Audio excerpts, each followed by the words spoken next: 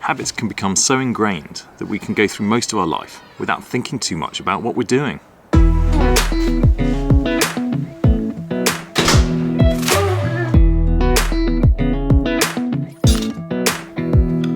a little closer, I wanna dance with you. Everything's moving slower, I don't know what it is you do. If you're trying to lose weight, then you need to understand how to create new habits that stick. As a sports psychologist, I deal with behaviour change all the time, and there's a lot of science to back up what works and what doesn't. Now I know you've probably read all the books about habits and how to change them. You've probably even tried to make some changes before, and it's worked for a bit. And then something happened. Illness, a work deadline, a holiday with the kids, life. And before you know it, you're back doing the same old things you've always done. But the more I learned about the workings of the brain, the easier it was to make long-lasting changes. And after 45 years of life, I finally got in the best shape of my life. You see, habit change is a bit like gardening. You have a dream that you'd like to plant a tree in your garden, and you think about how great it would be to sit in the shade of that tree in the summer. So this is the dream phase of habit formation, and we can all do this bit. This is like your New Year's Eve resolution to lose weight. You have a spark of motivation and make grand plans to finally get in shape. You dream about how great you'll look on the beach this summer, how you'll have more energy to play with your kids, and how you won't just flop down and watch TV every night. You can see the end result. You can see the tree in the garden, and having the end goal in sight is a good thing. You need to know where you're heading and why you want to get there. This sparks joy in your brain. It makes you feel good. Dreaming can give you a nice little hit of dopamine. Now the problem is that this is all just a dream. It's all in your head, and some people stop here and all they do is dream. The problem is they don't know what to do next. You see, if you've never done any gardening before, you don't know where to start. You don't know how to plant a tree. This stage of habit formation is about getting prepared, gathering information. This is basically the YouTube stage.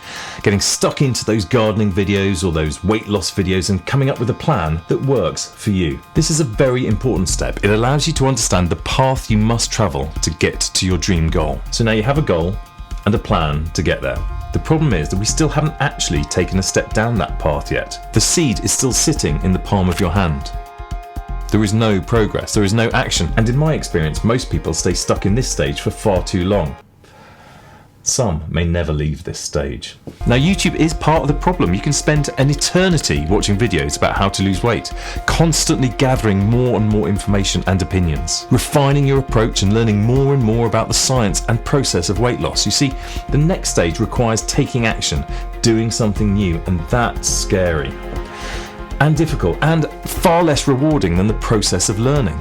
But unless you take a step forward along your chosen path, then that seed will stay in your hand, and your dream of a wonderful tree in your back garden will remain just a dream. So how do you take that first step? How do we get that seed into the ground? Well, we need to make sure that the first step is so small, so easy that failure is impossible. And I mean literally impossible. So for me, I wanted to get outside and walk more. That was one of my new habits. So I didn't set any step targets or time or distance goals to begin with. My goal was just to get outside of my house and move. If it was just to the end of the road and back, which is about 20 meters, then that counted as success. Now, once I'd made it outside, I would usually end up going much further, but I wanted to ensure that every single day I was walking outside. After a few months, I was finding any excuse to walk. If I had a meeting on the other side of London, I'd see if I could walk there. Sometimes it would take me 2 hours to get there, and some days I ended up with more than 20,000 steps. But it all started from a 20-meter 20-second walk. The next step is to try to reduce any friction that could prevent you from doing your new habit. So for example, another of my new habits was going to the gym. Now I had to make this as easy as possible, or I'd have done anything at all to avoid it. I would often try and go to the gym before work, so there was nothing that could get in the way. So to start with, I would sleep in my gym kit. And yes, you heard that right, and I'm not joking. I would sleep in my kit. So when the alarm went off in the morning and I really wanted to stay in bed, I'd force myself onto my feet and I'd already be dressed, ready to go. I could be out of the door and on the way to the gym in less than 3 minutes before I was even awake enough to protest. My third tip is to take your time. Losing weight is a long process. You need to accept that it will take time. Now, I talked about this in my last video, but the desire to take action, to do something, is a huge cause of failure. If you're 40 years old today, then you've probably got another 40 plus years left on this planet. So if you need to spend 6 or 9 months getting in shape, that's only about 1% of your time left alive. You don't need to try and do it in 6 weeks. Rushing now, especially with exercise, leads to pain, injury and burnout. There's no way you'll stick it out if you feel destroyed all the time. You've now started to actually take action. That puts you ahead of the vast majority of people. You have some new habits, you're taking it slow. The seed has been planted and watered. But how do we keep it going?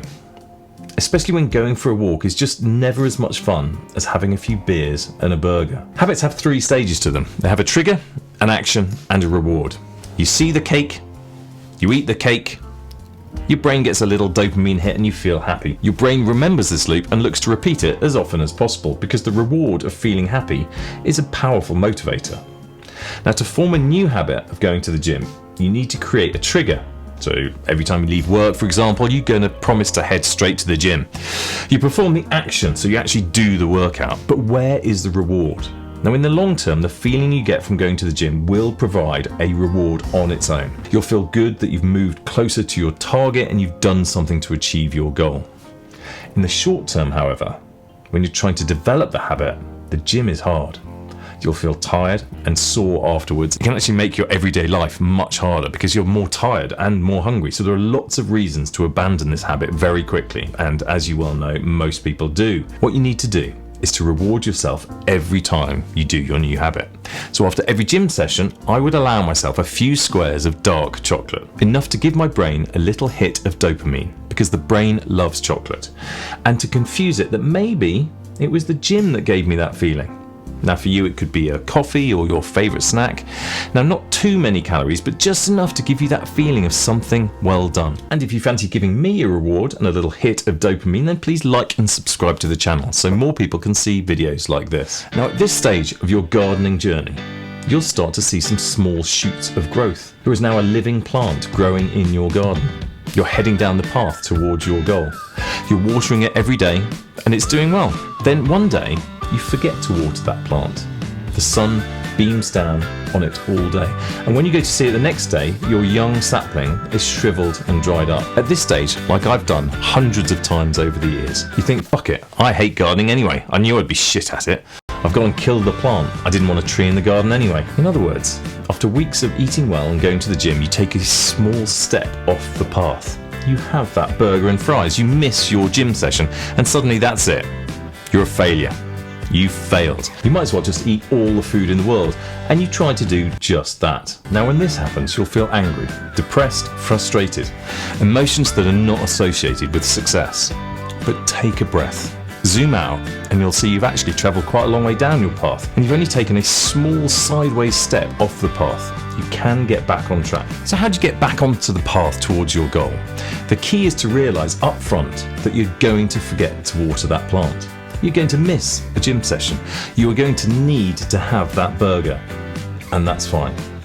This was actually all part of the plan. Yes, that is right, you have planned for this. And the key change that really helped me here was to give myself a rule. That to fail once was fine, but I was never going to fail twice. So missing a gym session was okay, give yourself a break, but never miss 2 in a row. Having a binge meal is fine, it's okay, but don't let it spiral.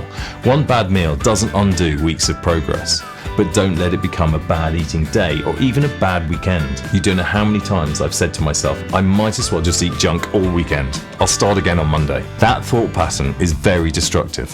And it doesn't have to be that way. Just fall off the path and then get straight back onto it. If you can do all of that, then one day you'll look out of your window and you'll see a magnificent tree standing there in your garden. Now, I mentioned earlier in this video that behaviour change is critical for weight loss, but there's something else which I don't think most people even consider when starting a weight loss journey. So check out this next video where I'll tell you what it is and how you can use it to ensure that this time you finally achieve your weight loss goals.